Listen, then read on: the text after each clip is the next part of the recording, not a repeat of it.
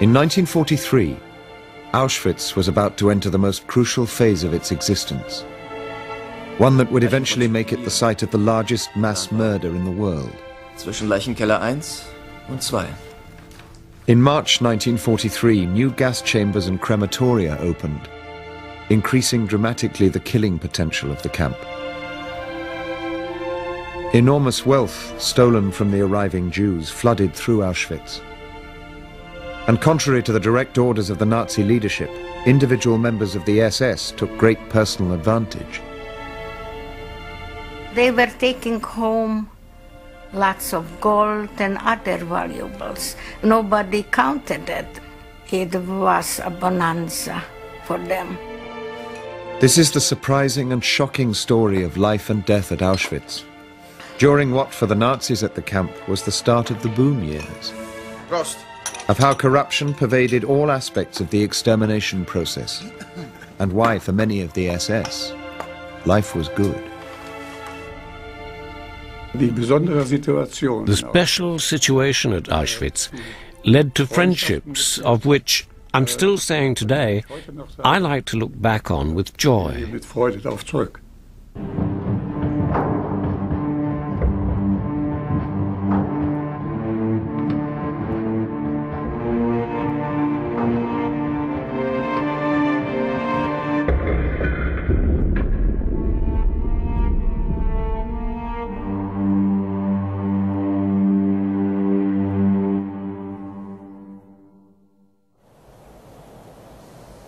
Auschwitz's main camp was on the banks of the Sola River in southern Poland.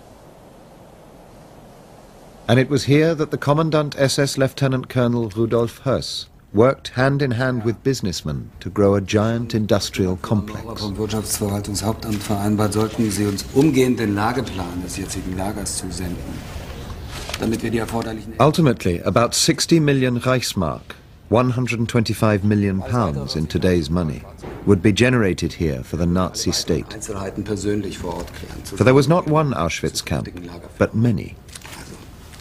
Wiedersehen. Wiedersehen. Eventually there were 45 sub-camps dotted round the region, most providing slave labour for armaments factories and other industrial concerns. And at the centre of this web of slave labour and industry was the giant camp of Auschwitz-Birkenau.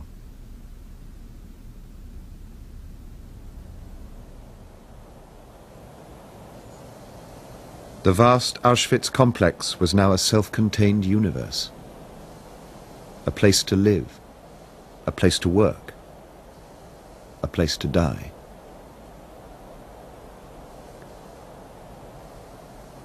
At the heart of Birkenau were the gas chambers, one of which stood on this site.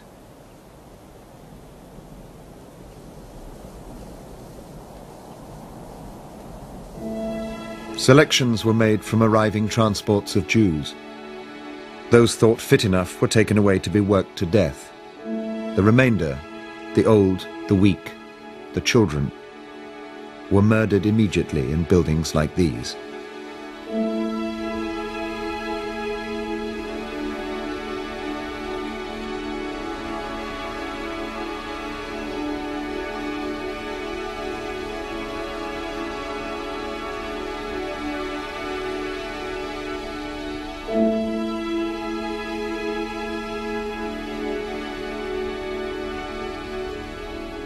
And there were people that they were starting to understand that something was funny going on there, but nobody could do anything.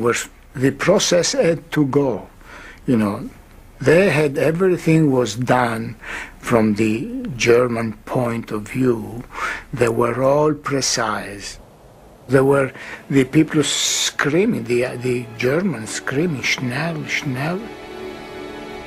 The Jews were ordered to undress and then forced towards a room further down the building and told they would take a shower. Could you imagine what was done with the children and the families? They think they didn't know what to do, scratching the walls, crying. until the gas take effect.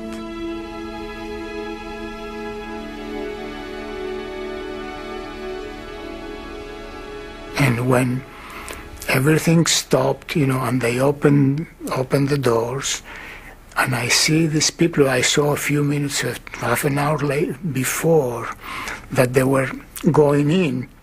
I see them all standing up, some black and blue from the gas, no place where to go, dead.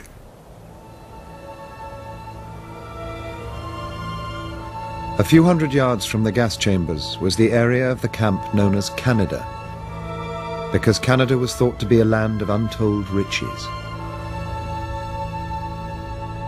This is where the belongings snatched from the arriving transports were sorted before being repacked and sent back to Germany. For the inmates, working in Canada was one of the few sought-after jobs in the camp. Working in Canada saved my life because we had food, we got water, and that was the best working unit for life for us because we were not beaten. The majority of inmates who worked in Canada were women. They could grow their hair and were able to snatch extra food from the belongings as they sorted them. Against the explicit rules of the SS, friendly relationships could develop in Canada between the German guards and the women prisoners. Helena Citronova, a Slovakian Jew who'd been sent to Auschwitz in 1942, became the object of attention of one of the SS who worked in Canada.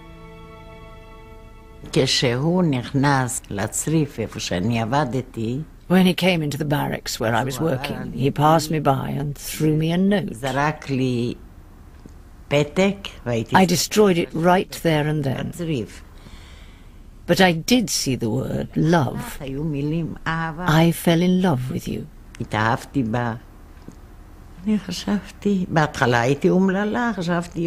thought I'd rather be dead than involved with an SS man.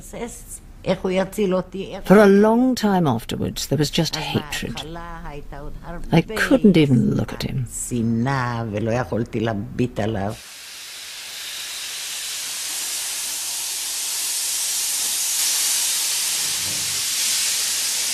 But over time, Helena's feelings changed, especially with the arrival of one particular train at Auschwitz-Birkenau. Helena's sister was on board, along with her daughter and baby son.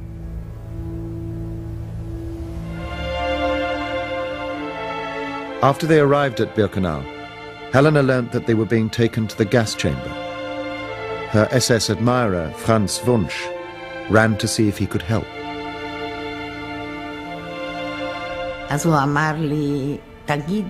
So he said to me, "Tell me quickly what your sister's name is before I'm too late."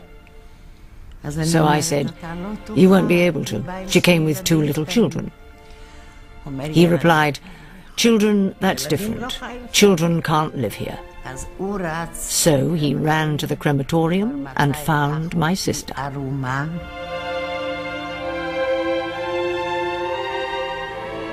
Wunsch could not save the children, but he rescued Helena's sister, claiming that she was a member of his work detail in Canada.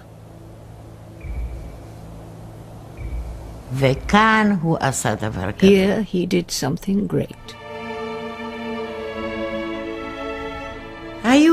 There were moments when I forgot that I was a Jew and that he was not a Jew. And honestly, in the end, I loved him. But it could not be realistic. Both Helena and her sister survived Auschwitz. And although nothing came of her relationship with Wunsch, she did give evidence on his behalf at his war crimes trial many years later.